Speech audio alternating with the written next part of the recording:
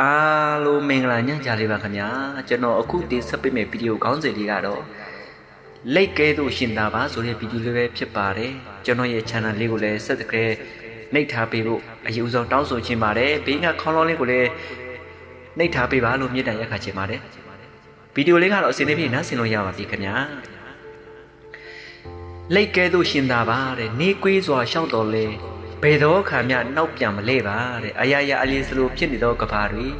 ကျွန်တော်တို့သည်မြန်မြန်သွားရမြန်မြန်အောင်မြင်ရာသူများနှောက်မကြရင့်ရန်ဖိအားပေးခံရလေရှိသည်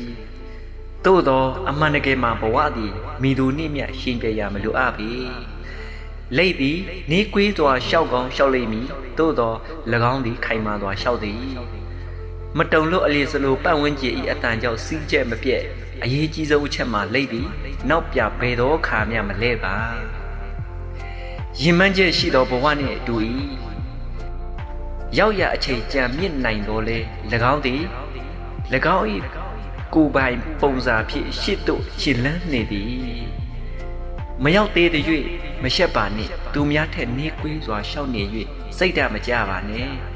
အကြောင်းမူကားနောက်ဆုံးတွင်မရမနာရှောက်နေသူသည်ပန်းနိုင်သို့ရောက်မည်ဆိုတာတေချာသည်ဘဝသည်အမြန်ဆုံးဖြစ်ရမလိုအပ်ပါရှောက်နေသောလမ်းကြောင်းကိုယုံကြည်ပြီးမရတတ်ပါနှင့်ထိုမြဖြင့်တင်သည်တနေ့အောင်မြင်မှုစီရောက်ပါမည်လိတ်ကဲသို့ရှင်သန်ပါဆိုတဲ့ဗီဒီယိုလေးကိုဒီနေရာမှာပဲအဆုံးသတ်လိုက်ပါတယ်မူရင်းကိုလည်းလေးစားပါတယ်ရှင်လန်းချက်မြင်ကြပါစေ